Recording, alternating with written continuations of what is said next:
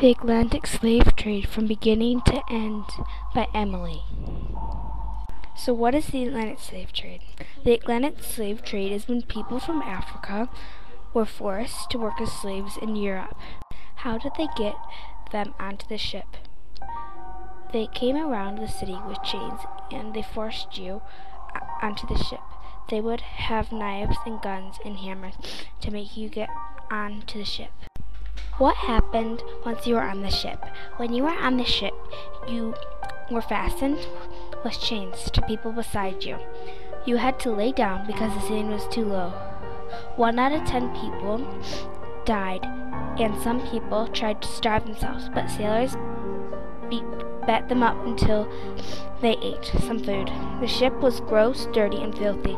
It took about 2 or 3 months to get to America. What happened when you got to America? When you got to America, you got a few weeks to get healthier.